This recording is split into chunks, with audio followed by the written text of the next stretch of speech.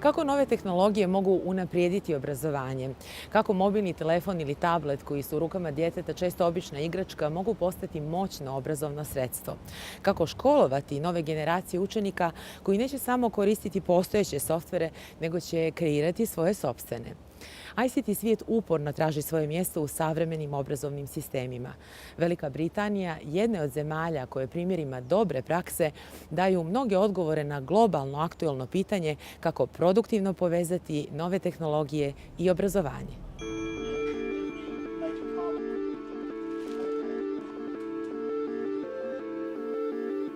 Sometimes I use them to play and sometimes I use them to do homework, and normally it's much more helpful than books, because books it's kind of they're not specific. If you want to look up something specific, you can go on the internet and just type it in. Artur pripada digitalnoj generaciji britanskih osnovaca koji će, zahvaljujući zaokretu koji se dogodio 2014. godine, već u osnovnoj školi naučiti osnove programiranja. 2014. je u Britaniji proglašena godinom kodiranja, nakon što su 2013. kompjuterski eksperti, kreatori obrazovne politike i poslovni ljudi pokrenuli reformu u osnovnim i srednjim školama u kojima visoki prioritet postaje digitalna pismenost i poznavanje tehnologija. Na ovaj način Britanci traže dugoročno rješenje za rastući problem na tržištu rada, gdje je sve manje digitalno kompetentnih diplomaca, a sve više poslova za koje su neophodne digitalne vještine. Zbog svega ovoga za nove generacije učenika kreirani su novi nastavni programi, a tehnologija kao nastavno sredstvo postaje sve prisutna u učionici. There are two aspects to our national curriculum for computing, and there are two aspects of my teaching. One is the teaching of computing as a subject, as a discrete subject perhaps, and one is the teaching of technology across the curriculum. And I suppose in primary schools we do use a cross-curricular approach because our children have one teacher all the time, and so that teacher has the opportunity to teach computing in different subject areas. So we might teach coding, we might teach coding and art, coding and maths, coding and music. There are opportunities to bring it in a cross-curricular way. In the UK, there's been a big move towards a computing curriculum and more coding in the curriculum. And this is allowing teachers and students to really look at different ways that they can move this knowledge and this really exciting area where there are lots of job opportunities that will be in the future to really develop those skills that the students will need in the future. However, we also must not forget the digital skills that they need to use technology for learning. So for us in our school, the coding part is important, but more importantly, it is the information technology skills, how to use the tools effectively, how to be a digital citizen and keep safe online. We are living in a technological world, and where globally we are much more closer than we've ever been. And students need to understand and not be scared to access all the opportunities that they can have online, and to be able to build up skills where they can use in different environments. Learning how to write a report using online resources, learning how to use different software for different things. These are all part of life that's out there today. And if we give them the skills to do this in the classroom, then they can take their skills either to higher education or into the workplace, which will equip them. Danas je teško zamisliti čas u prosječnoj britanskoj školi na kome se ne koriste digitalna sredstva u nastavi, počev od osnovnog uređaja koji u džepu ima svaki učenik, mobilnog telefona. U obilju edukativnih softvera i aplikacija nastavnici biraju one koji su najprikladniji za predmet koji predaju i lekciju koju treba savladati. I found a really good way of them learning is actually getting them to do it. So if the picture over there, what I did is I put some sellotape on the ground outside, and I mapped up the heart, and I mapped out the arteries going to the body and the veins coming back to the heart, and then again the artery to the lungs and the vein back to the heart. And what the students had to do is they had to pretend that they were red blood cells. So they had to actually walk along the sellotape, so along the imaginary diagram that I had made on the floor, and demonstrate the circulatory system. The other thing that I also did in the classroom is I got them to make an animation using a very simple app called Stop Motion, which they downloaded on their mobile phones. They drew a picture of the circulatory system, and they used beads to represent the red blood cells, red beads for oxygenated blood and blue beads for deoxygenated blood, and they moved it around the diagram, taking snapshots, which the app then collated together to make an animation. Biology is not difficult. I found it very easy because the teacher uses various different ways of learning us. One of the examples is showing us animations. They use technology by making PowerPoints, colourful PowerPoint, which attracts more attentions, and it's less boring for me. And it's very entertaining how she shows the graphs, and it's very clear. They're not sitting there passive and taking in information. They're actually moving the red blood cell along the diagram of the circulatory system. So they're actually chasing the pathway. So that helps them actually remember. Because it's a fun activity, that's something else that helps it actually stick in their mind. And then the idea is they've got something to go home with, something to review. So the way that I finished the activity is they had to review each other's animations, and looking at that, they had to describe what was happening. After the lesson, say we get assignment or homework, I would go home, maybe research about it on Google, and then if I don't understand certain topics, I would go to YouTube, watch the clips, and someone would be talking through it, or there would be an animation showing you about like the immune system or breathing. You would understand by seeing it, so actually seeing things that are happening. We've got lots of different animations, and some really good ones that we have are ones that show how to carry out certain experiments. So when students do experiments and you give them a set of instructions, they tend to get a bit lost in all the words, and then they can make a mistake. So it's really good if we have animation showing them what chemical do you need to mix with what chemical, what do you need to do next. So we developed a series of in-house animations to help their learning. Savremena britanska škola imaće sve bogatije sopstvene videoteke, zahvaljujući tome što svake godine učenici sve ranije stiču vještinu animacije. Jedan od ciljeva reforme jeste da đaci razumiju kako funkcioniše tehnološki svijet, kako nastaje digitalni sadržaj. Generacije djece koja su gledala crtane filmove sada smjenjuju generacije koje će znati kako se crtači prave. Pritom, uz vještine oživljavanja slike, učenici stiču i mnoga druga znanja koja nemaju veze sa tehnologijom. It's very exciting. The children get to use laptops and cameras, and also they make recordings using iPads as well. So there's a lot of technology involved, but it's not the core of what animation is about.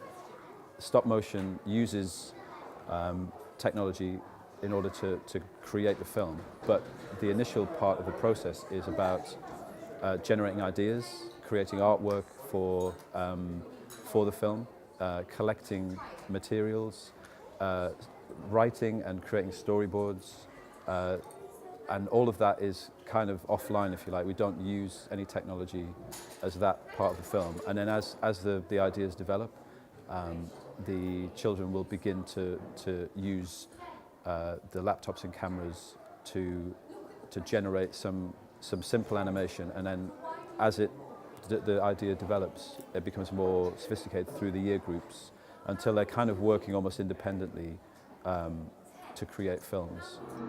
Mali animatori razvijaju i osjećaj za saradnju, za timski rad, a njihov doživljaj svijeta crtanog filma i animiranih online igara bit će duboko promijenjen nakon što provedu sate pokušavajući da razgore ovaj plamen svojim znanjem i umijećem. Neki od njih na ovim časovima možda prave i prve korake ka budućem poslu. It's kind of a professional approach, if you like, to making an animated film. I wanted to make sure that the children understood the process that happens out in the workplace. So if any of them are interested in following this as a career, they get to see that process in full.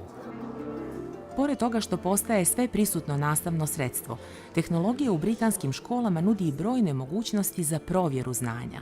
Pomoću aplikacije Plickers, nastavnici, snimajući telefonom ili tabletom odgovore učenika, veoma brzo mogu da utvrde u kojoj mjeri su đaci savladali gradivo.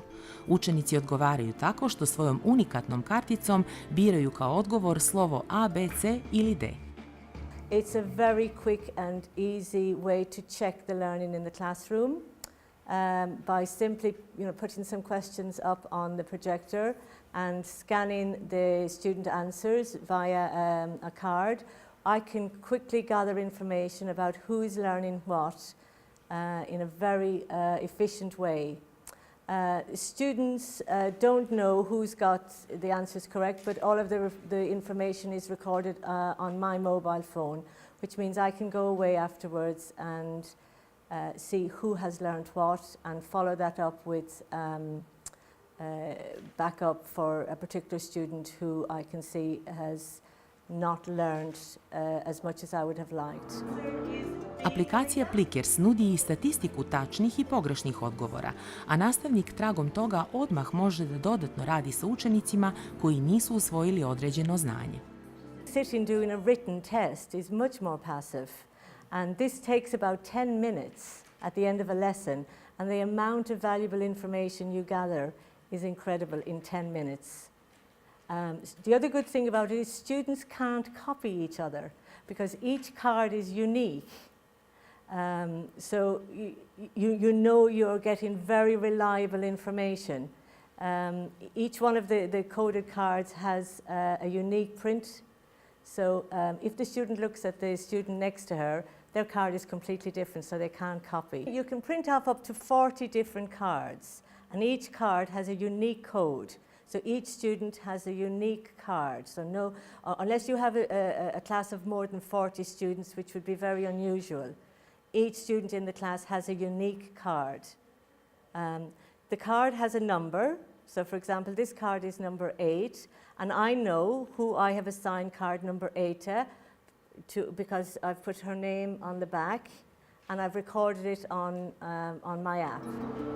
U prosječnu britansku osnovnu školu godišnje se uloži 15.000 funti, dok srednja škola dobije 65.000 funti, što Veliku Britaniju danas čini jednom od vodećih evropskih zemalja kada je riječ o investiranju u obrazovnu tehnologiju. Ne tako davno situacija u školama je bila potpuno drugačija.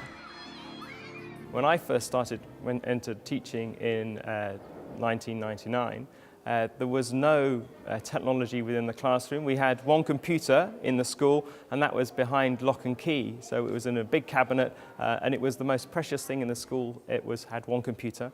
And then over the years, so in the next 20 years, the amount of funding that the school has received for ICT has increased. But the schools are free to make that decision themselves. There's no direction from central government to say we must be spending a certain percentage on ICT. It's down to the school to decide what the priorities are.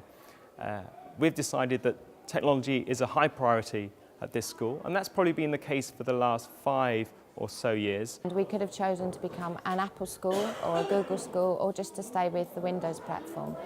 So a choice was made, and we thought that the Google would most benefit the children because it means that everything can be put online.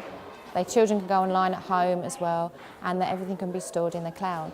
Because Google allow us to have unlimited access and unlimited space in the cloud for each and every child in our school. So there's 1,000 children, so each child has unlimited space to put all their presentations and all the work that they do in the classroom on the cloud. No, nije dovoljno imati najnoviju obrazovnu tehnologiju. Iskustvo govori da su motivisanost i edukovanost nastavnika ključna karika u ovom procesu. Bez digitalno kompetentnih predavača nema reforme sistema. Istraživanje iz 2013. pokazala su da 54% nastavnika britanskih srednjih škola smatra da njihovi učenici znaju više o tehnologijama i kompjuterima od njih. Slična je situacija bila i u osnovnim školama u kojima već đaci prvaci imaju zavidne digitalne vještine. Vlada je uložila 1 milion funti u obuku nekoliko desetina hiljada nastavnika osnovne škole kako bi djeca što ranije počela da uče programiranje. the earlier you start, the better. People often talk about foreign languages as a very good example. That often in the United Kingdom we wait quite late to teach children foreign languages, and children then find that harder. It's exactly the same with the teaching of sort of technology. That the younger you start, the better. Children are starting sort of nursery or starting school at 3 and 4 years of age and have been used to picking up their children's smartphones and tablets and open them and accessing sort of apps. So they come ready with those basic skills, but often then we don't harness the technology to its full potential from that earlier sort of point in schools. And the fear is not with the children, the fear is often sort of with the adults. The main thing stopping some of my colleagues in accessing technology more freely within the classroom environment is fear. And there's so many software programs, there's so many ways to use it that unless you try, people are scared to make mistakes in front of students. I'm not. And as you've seen from there, if I don't upload something, then I use their information to help me. Because sometimes they're much more savvy and much more knowledgeable than you are in some of these applications. And to presume that we know everything is wrong as far as I'm concerned when it comes to technology. So it's a shared learning experience, and my students trust me enough to know that if I don't do it right, that we learn together. Veliki je izazov za nastavnika koji je po staroj obrazovnoj paradigmi bio oličenje svih znanja, da pokaže da nešto ne umije u učionici, naročito ako to učenici znaju mnogo bolje od njega. Čak 74% anketiranih nastavnika informatike smatralo je godinu dana prije reforme da ne vladaju vještinama koje zahtijeva novi plan i program i da nemaju dovoljno vremena da steknu te vještine. Svaka škola imala je svoj vlastiti pristup ovom izazovu.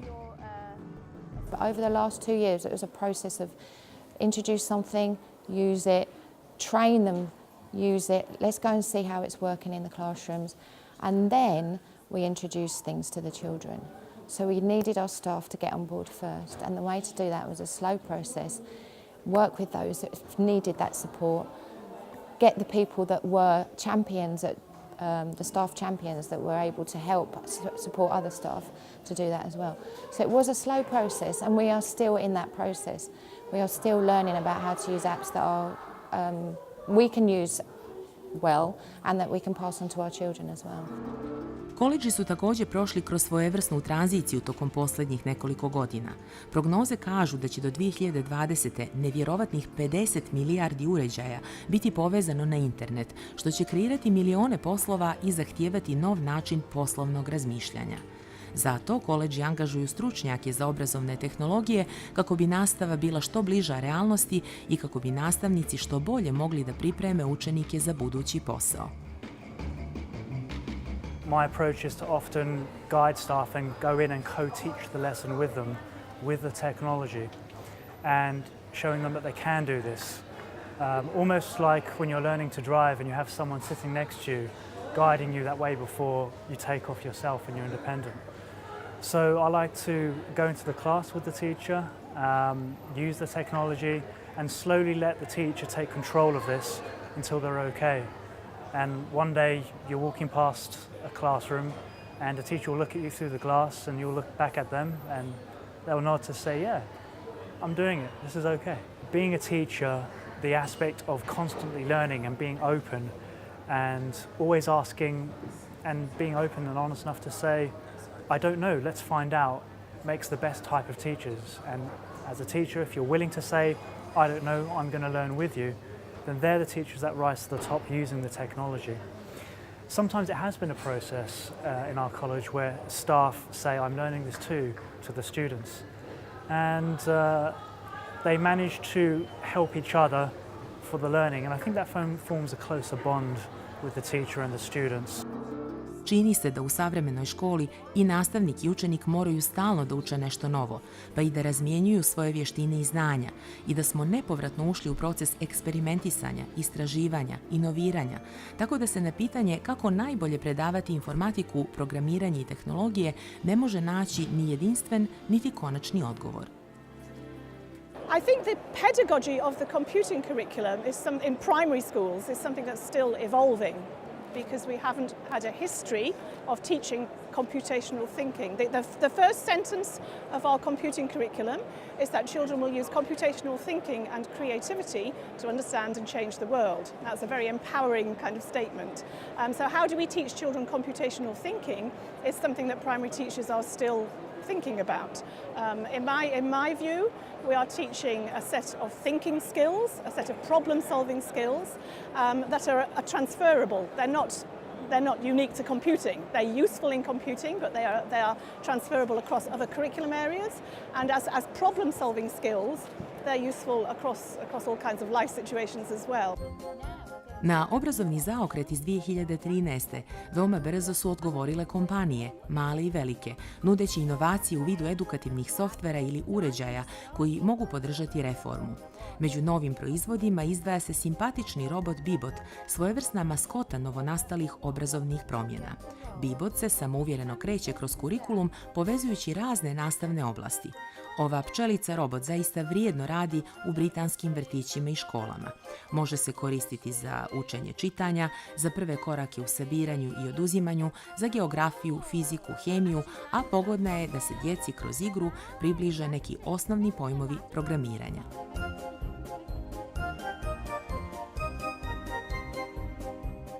Posljednjih godina u britanskom obrazovnom sistemu došlo je do značajnih promjena kada su nove tehnologije u pitanju. Akcenat se uglavnom pomjera na programiranje koje je ušlo u nastavne planove i programe još od prvog razreda osnovne škole, a sa nekim konceptima kao što je koncept algoritma, na primjer, djeca se susreću već u vrtiću. If we want a computer to understand how to do something, we need to give it an algorithm. Pick up, brush. Algorithm sounds like a big word, doesn't it? But actually, an algorithm is something very simple but important. Pick up, toothbrush. An algorithm is a list of steps you give to computers to solve a problem or get something done. Imagine that you need to show someone how you brush your teeth so they can learn how to do it themselves. You would need to explain all the little steps you do in the right order so they can understand how to do it without getting confused. The instructions would go like this. 1. Open the toothpaste. 2. Put a bit of toothpaste on the toothbrush. 3. Open your mouth. 4. Brush your teeth nicely. 5. Rinse your mouth with water. 6. Smile. It is important to explain the right steps in the right order so you can get great results.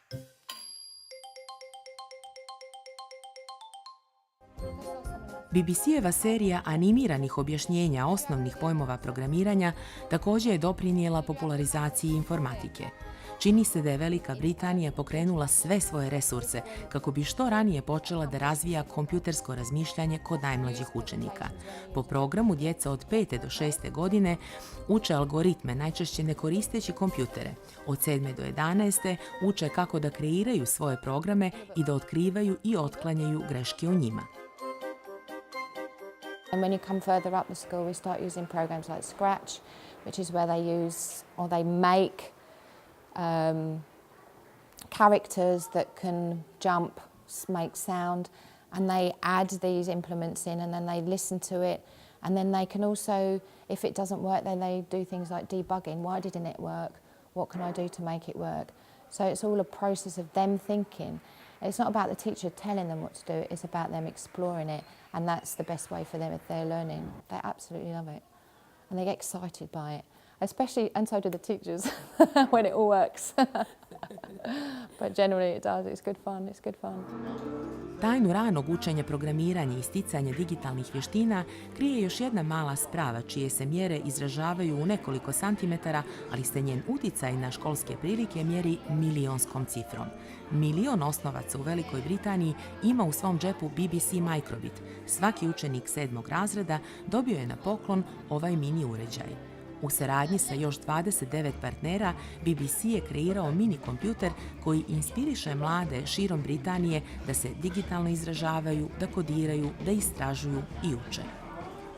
We use the BBC Microbit, which we then enable them to program from a simple hello or smiley face to create a rock, paper, scissors game that they could then sort of shake the device and it produce a symbol for a paper, rock or scissors, and they could play that against themselves. We needed to like plug this microbit into one of the things on the computer, and then we can download some of our code so it can show up on like this little thing here.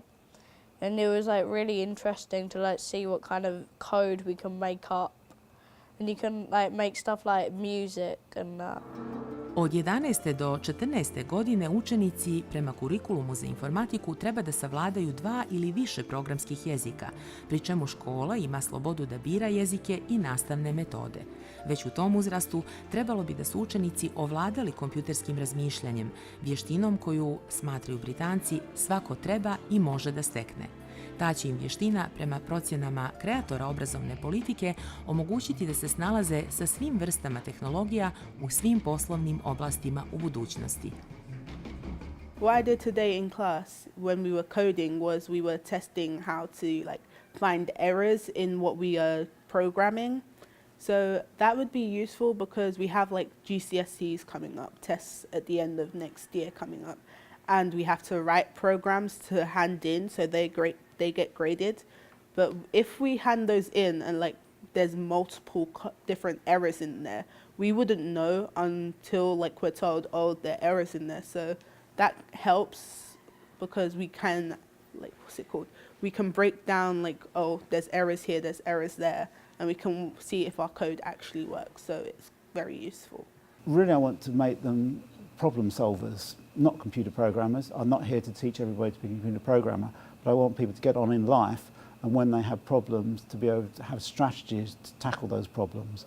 So if they make errors in their code, they will learn how to fix those errors, and then that will put them in good stead. So it's good, I think, for them to make mistakes and learn from those.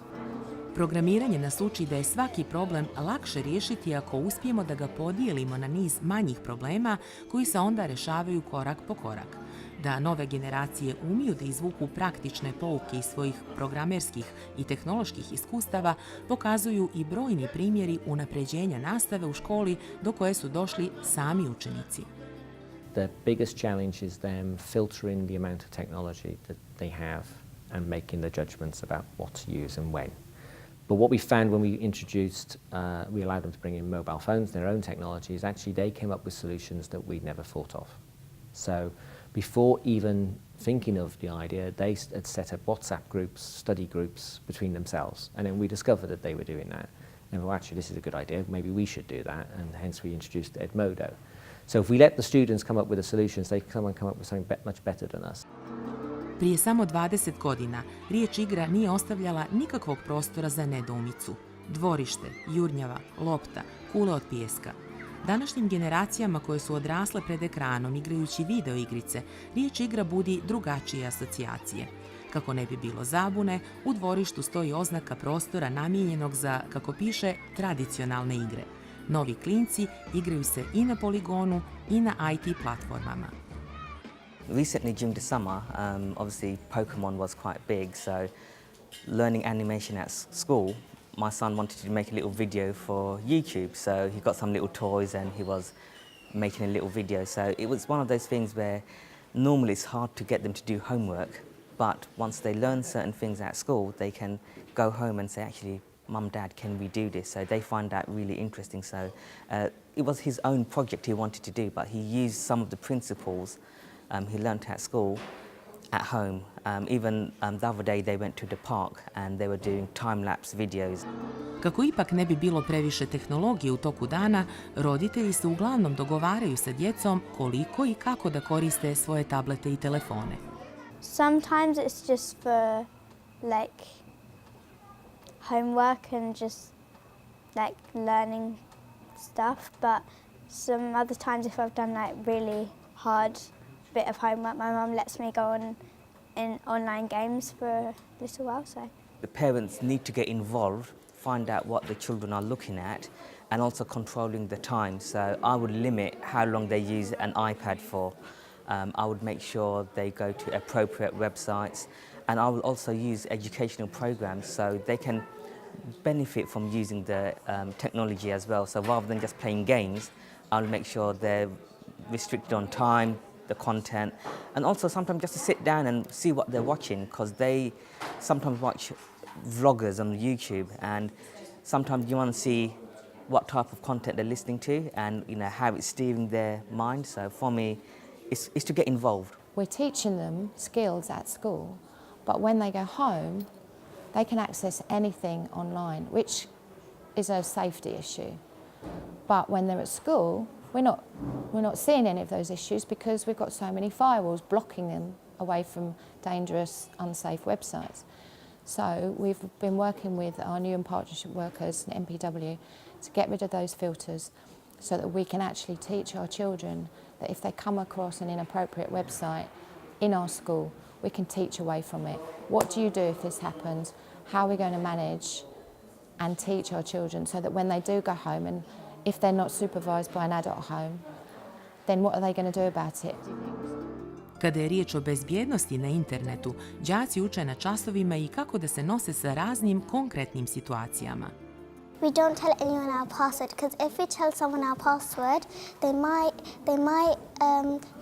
might hack onto our website and they see all our stuff. That's why we get a Chromebook each in school, so no one sees our stuff that we do. If it's for adults, children have to turn off because it's inappropriate for children and it's like immature.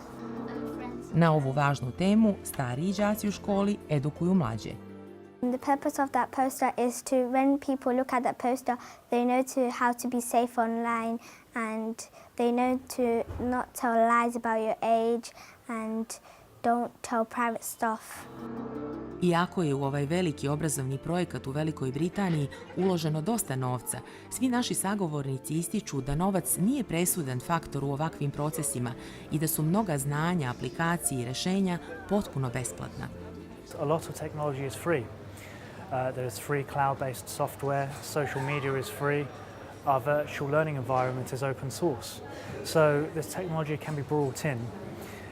Of course, we'd like to bring in a lot more different technology and buy a lot more hardware, but we've been making, in the short time that I've been here, some very steady progress to demonstrate we've done this for free.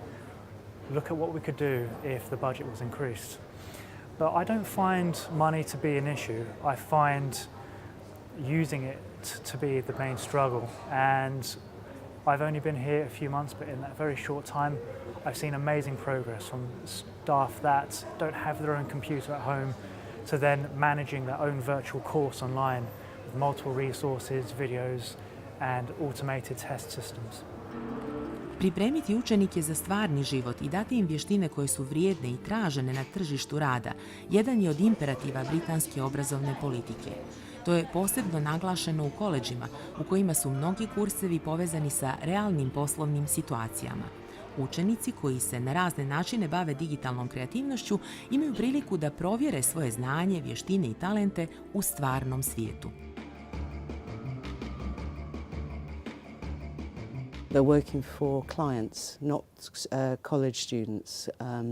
They've all had to go and find an artist who wants a music video made. Some of them, we do the track for them here as well. So we might work on, they have a track that needs cleaning up or even the original recording, and then we go out and help them make a music video.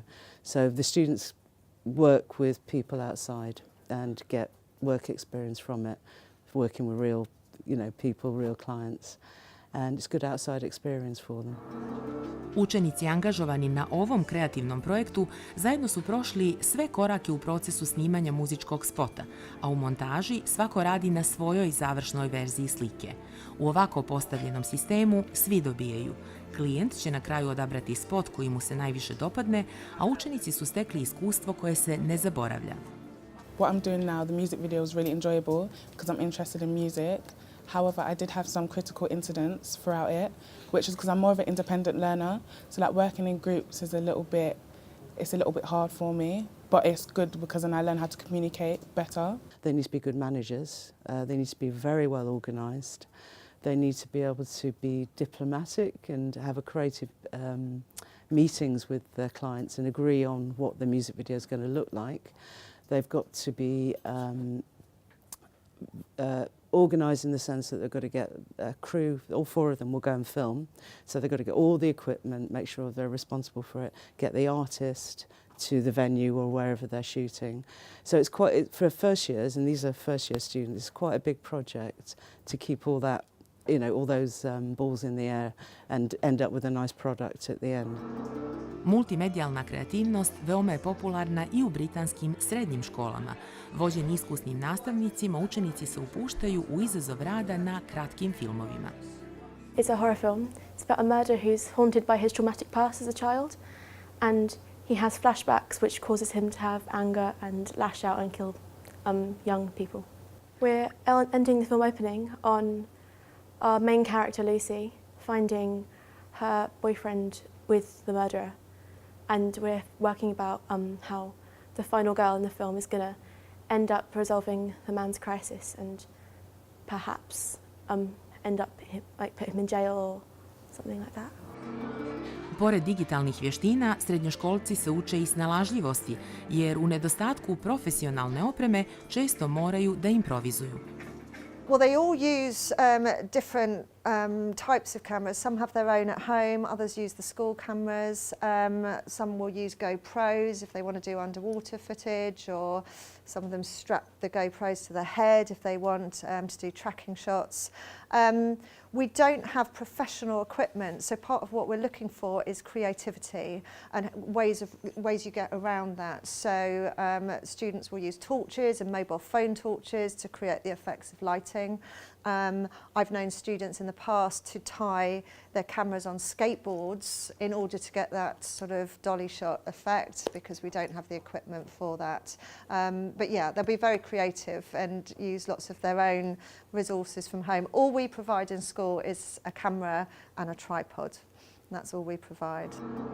Napor koji u posljednjih 5 do 10 godina kreatori obrazovne politike u Velikoj Britaniji ulažu u reformu škole kako bi povezali tradicionalno i digitalno i pripremili nove generacije učenika za izazove budućnosti, zaista je impresivan.